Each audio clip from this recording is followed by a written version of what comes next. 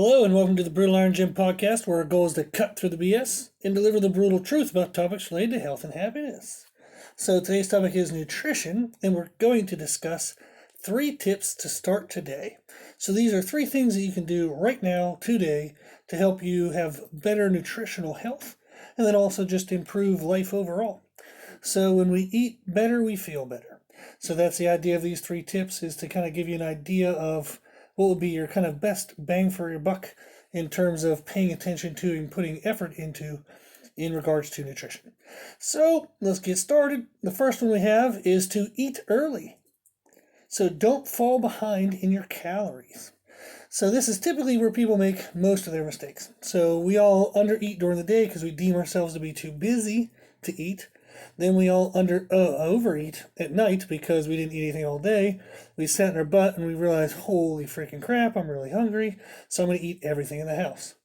So our body, basically how that kind of affects our body, is we are running the machine of our body all day then, without any energy.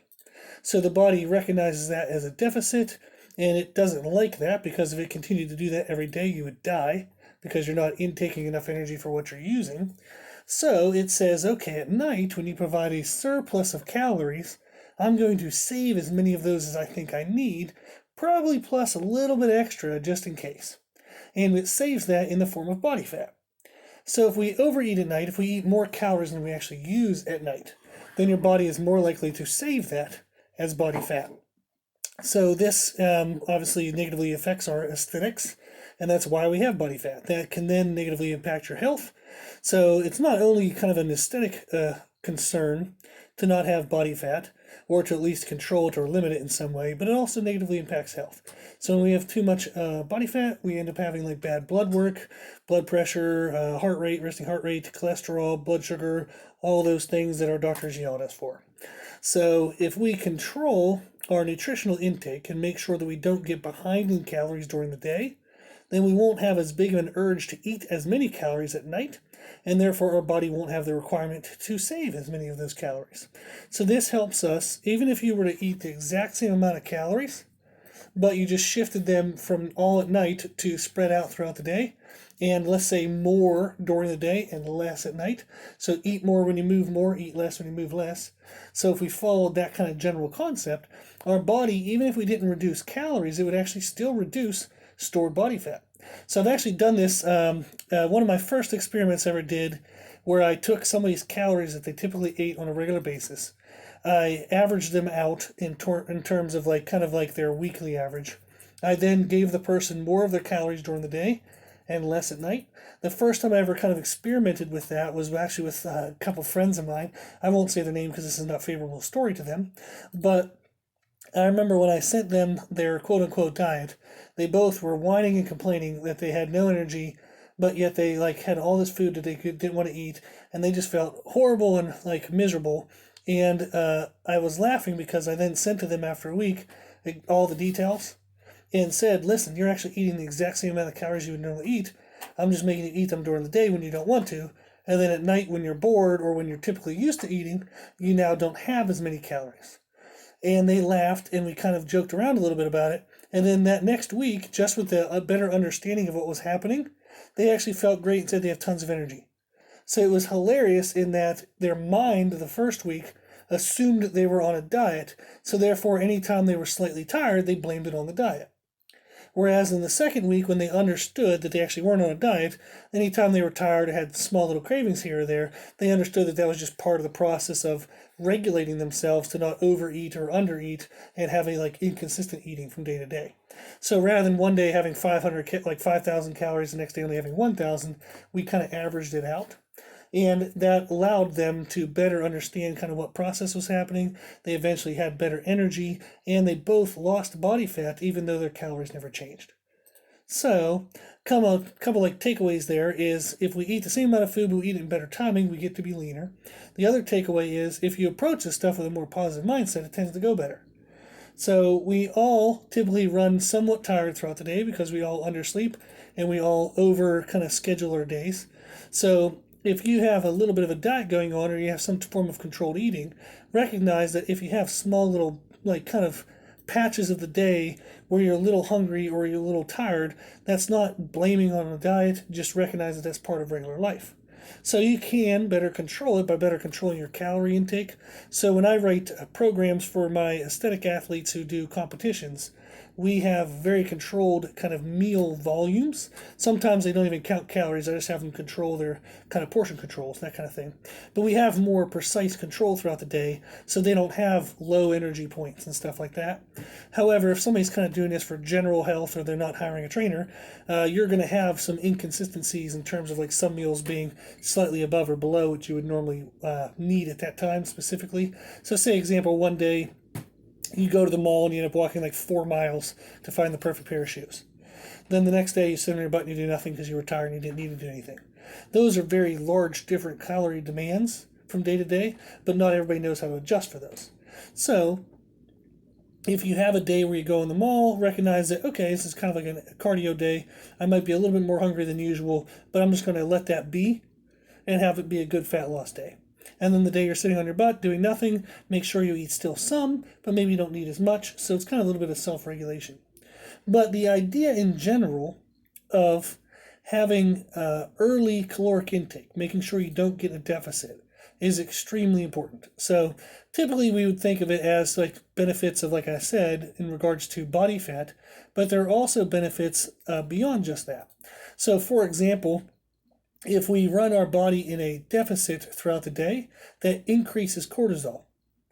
So our body recognizes that that's a stressful situation. The body is having to provide and give more energy than what it's getting in return. So that would be like if you sat there on the computer and watched your bank account lose $100 every hour. You'd start to freak out a little bit, right?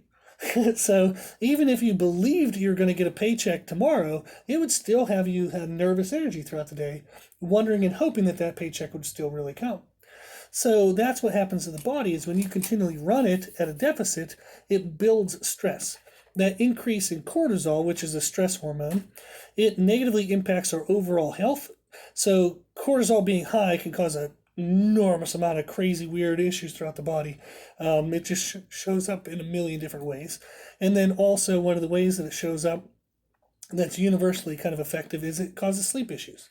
So it can be hard for our body to fall asleep and stay asleep if we spent the day with really high cortisol. Another benefit of not falling behind in our calories, unrelated to body fat, is that throughout the day, the damage that typical movement and behaviors and whatever we do throughout the day, the typical damage that occurs throughout the day, your body's not able to kind of manage it as it's happening. So if we don't have a good supply of protein, which is what our body uses to fix structures, if we don't have a good supply of protein throughout the day, all that accumulation damage kind of adds up throughout the day. And then at night, hopefully we have a good meal before we go to bed. Hopefully the body fixes all of it while it's sleeping. But if we underate or we ate the wrong things, say we just drank a bunch of wine and ate some ice cream, that's a bunch of carbs, not protein. So our body wouldn't have a chance to fix all of the stress and damage that occurred the day previously throughout the night. So that accumulates. So say, night one, the body can't fix and it leaves, say, 10% behind, unfinished. The next day, we maybe have a little bit better food, but there's 5% unfinished. The next day, we're really crazy. We didn't prioritize the food at all. We didn't give our body enough protein. So maybe 20% of that day's stress doesn't get fixed throughout the night. And you can see how that 10, that 5, that 20 all add up. That then turns into later where we have kind of joint pain, muscle strains, general tightness in our muscles. So our body doesn't get the chance to fix and repair itself if we don't eat adequately as throughout the day. All that damage accumulates, and then sometimes we don't get to fix it up. So that can lead to the knees hurting, the back hurting, muscles being tight and strained, all that stuff. So the last thing we have that we want to be aware of why eating early and eating throughout the day is important, is it negatively impacts your mood and energy. So if you are not fueled well, you will have more kind of laborsome kind of annoyance to daily efforts and energies. So if you have to bend down to pick up something off the floor, you're going to find that more straining than if you were fully fed and hydrated. Also, all those physical strains and the general increase in cortisol causes kind of like mental strain throughout the day. So we lack patience. We have kind of more of a crappy mood where we're angry at everybody and everything. And that can negatively impact relational health, mental health, emotional health, all that stuff. So, eating early is definitely more important than just for body fat control. Like we said, it helps control cortisol, helps control kind of repair and wear and tear on the body, and it helps control mood and energy. So that's extremely important and something we can definitely do right now to help ourselves avoid all of those negative consequences. So, if I'm telling you to eat early, what do I eat? That would be a great question if you just asked that. And what do you know? I have the answer. So, in podcast 41, titled Diet Right, What Matters Most, that would be a really good podcast to check out because it's going to tell you where to put your focus nutritionally. The most important thing we want to control is calories. Calories determine the kind of direction of our diet, so to speak. So you can be on a diet, which is just a regimented way of eating or a way of eating that you're actually paying attention to. You can diet to increase weight. You can diet to lose weight. You can diet to increase body composition, which is increase muscle mass while losing body fat. You can diet for performance. So diet doesn't necessarily mean lose fat. So the podcast 41 talks about how calories are most important. So if I'm overeating my calories, then I'm definitely going to gain weight, whether I want to or not. If I'm undereating my calories, even if it's crappy food, I'm going to lose weight, even if I want to or not. If I eat on average about the same calories, then I'm never going to change my weight, positive or negative, whether I want to or not. So calories determine the direction of a diet. The second most important thing is making sure you have enough protein in your diet so that your body can do all the healthy fixing and repairs and whatnot. Third most important thing is meal timing, which is exactly what I'm trying to get your attention to right now in regards to eating early. And the fourth most important thing is the quality of the food you eat, whether something's organic or not, or wheat versus white bread, or something, fat-free versus fat-full. So there's qualities of food are important, but if you notice, they're the fourth most important thing. There are three things you need to pay attention to before you pay attention to whether something's like organic or not, or quote unquote healthy compared to another option. So whether you're eating sweet potatoes or Pop Tarts doesn't really matter as much until you get the first three things right. Okay? So that would be a cool thing to check out, so that way you know where to put your attention. And then, since it tells you calories are most important, you're going to want to start there. And what do you know? We have a podcast for that. So podcast 153, titled How Many Calories Do I Need, is a great way to look that up. So it gives you different scenarios and different importances of why calories are important, and then it gives you different ways to figure out how many calories you need. So the top tip we have here at 12 minutes and 42 seconds into this, which is a really long way to explain the first tip, is to eat early. Make sure you don't fall behind your calories. Like we said, it has a ton of positive benefits for more than just aesthetics and more than just general health. So it can improve all areas of our life. And then how do we know better how to eat early or don't fall behind is to check out podcast 41 and podcast 153. Okay, so that's the first tip. The second tip we have is to stay hydrated. So this is another thing that you'll hear all the time, and we all kind of know that we should drink throughout the day, and there's a reason why you're always told that, and that's the reason why that always comes up all the time, because it's pretty freaking important. So there's a ton of benefit for hydration for just general kind of how the body works. So the body uses water for an insane amount of processes throughout the day. So one of the biggest benefits is for digestive health. So if you drink enough fluid that your food can digest well, you won't feel bloated, lethargic. You won't feel like you have to take a nap after every meal, and you won't feel like a big fat belly, and all those issues that we have with digestive issues. Also, having enough hydration can actually help your mood. So if you're dehydrated, it actually negatively impacts your mood and your energy because your body feels run down and inadequately fueled. So that comes back to that first tip where if we don't have enough food, we don't have enough calories to run our body gets grumpy. Also, if we don't have enough hydration, our body gets grumpy because our body uses water for a lot of processes. So water is important not only for general health, just like how the dentist tells you to floss your teeth and you're like, yeah, whatever, I don't really need to do that. Well, water is one of those things where you hear people tell you to drink more all the time, you don't really do it, and then you'd never really know how negatively it's actually impacting you. So give it a try. So how much do I drink, by the way, would be one of the first questions. That's podcast 261. So it's titled Hydration for Healthy Energy and Performance. In general, the recommended amount that I give most clients is 1 gallon of non-carbonated fluid a day. Some of you are going to say, oh, great, I'm already doing that. Some of you are going to go, oh my God, how the hell am I going to drink a gallon of fluid? So quit whining, just try it. So you can set aside a gallon of water and kind of like pace it out throughout the day. You can fill up a little container and drink it in some, like maybe by noon, you're going to have a third of the thing done. Maybe by 4 p.m., you're going to have 2/3 done. By 8 p.m., you're going to have the last 1/3 done. So that kind of thing. Break it down throughout the day. So the question of how do I eat an elephant? The answer is 1 bite at a time. So how do you do something big? 1 step at a time. So if you struggle to drink a gallon of fluid, don't think that you have to drink a gallon right now. You don't have to. Just drink 1/3 by noon, 1/3 by 4 p.m., 1/3 by 8 p.m. Not too bad. If you fall behind a little bit, check it off as a day that you improved, and then just try to do a little bit better tomorrow. So, hydration has a ton of benefits, just like the food, to make sure we don't fall behind. Those 2 things alone, just eating enough food throughout the day and staying hydrated throughout the day, are going to help so many amazing things other than just aesthetics and health. It's also just going to help your mood and kind of daily energies. And like we said, that positively influences other areas of health other than just physical. It helps relational and mental, emotional health. Okay, so the last thing we have is kind of more of like it's general. It's going to be timing and portion control. So the 2 kind of extremes that I commonly run into is somebody saying they're too busy to eat. You're an idiot, by the way. You need to eat. Then, I'll come back to that in a second. And by the way, that's me insulting myself because I always struggle with taking the time to eat as well. So I'm an idiot for many more reasons than just that, but it happens to me too. The other category is people who like eat out of boredom or they don't have anything to do.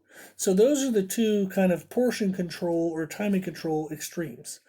So some people don't eat enough during the day because they're too busy. Some people end up eating way too much at different times of the day because they're bored. So the tips that we have to kind of control those for the busybodies is you need to eat. There's absolutely no reason why the body should be underfed and treated like secondary importance compared to everything else that you think needs done. Because if you don't have your health, if you feel like crap the whole time, you're going to lose efficiency and you're never actually going to do your best anyhow. You end the day in a grumpy, pissed off mood. It's not a great situation. So you may have everything checked off your list for that day, but it's a pretty stressful day. It's a crappy day. You don't feel good. And you could have went through your life a lot better if you just stopped for 3 minutes to eat something. So the busybody people think that for some reason they have to stop and cook Thanksgiving dinner every time they have a meal. You do not have to have some elaborate meal. It can be something quick and easy. So there's protein bars, like you can have a package of nuts. There's cheese sticks. There's a bajillion things, by the way. There's enormous amounts. So how do we learn more about what those amounts are? Well, what do you know? They're already in the podcast that I mentioned. So podcast 41 and podcast 153. So 41 is the diet right, what matters most. Podcast 153 is how many calories do I need. Those 2 podcasts will give you more tips, okay, on how to eat quick meals. But the meals don't have to be elaborate. They can just be something quick and easy, just a couple hundred calories here or there. So anything you eat more during the day will allow you to eat less at night. So you don't have to stop for big meals, just try to get in small things here and there. So one of my favorite things is I'll have like a package of nuts. Like I like salt and pepper nuts because they make me thirsty and it reminds me to drink. So that's how I take care of my first 2 tips. And that's a good snack for me. It's a lot of good calories, has healthy fats, healthy proteins, and it's something quick and easy I can eat even while I'm writing programs or doing other kind of work. So that's something quick and easy. You can also do liquid calories. Those are totally fine because they're something better than nothing. It would be better to eat whole food calories rather than liquid, but if you're currently eating nothing, liquid's a good place to start. So a lot of times I have people who work out in the mornings and they have trouble eating before they work out. So I just tell them to drink some Gatorade or drink some chocolate milk, just get some kind of calories in their face so their body has those calories to burn rather than their own body, and that which would cause that increase in cortisol. So for busybodies, you do have the time to eat. So if you say, I don't have time, I have a podcast for that. I'm going to look it up right now. And it is a podcast where I yell at you and tell you that you actually do have time. So it would be podcast number 11. So way back when, podcast 11, I was already fed up with people telling me they don't have time. So can you imagine 500 some podcasts later, still hearing that? Oh my gosh. So go check out podcast 11, and that'll talk to you about how to kind of better manage your time and how to kind of get more food in even when you feel like you're rushed.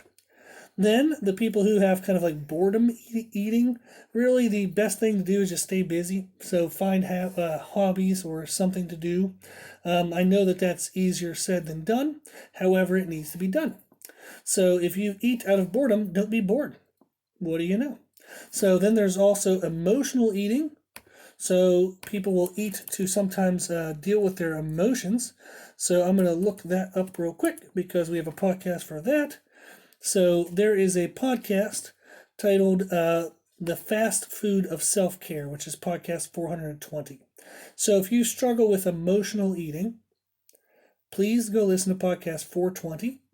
Again, titled The Fast Food of Self-Care. And if anybody has any trouble finding these, you can just Google the title and the number I'm giving you. You can also look it up in the library of whatever database you're using to listen to this, whether it's iTunes or Podbean or anything like that.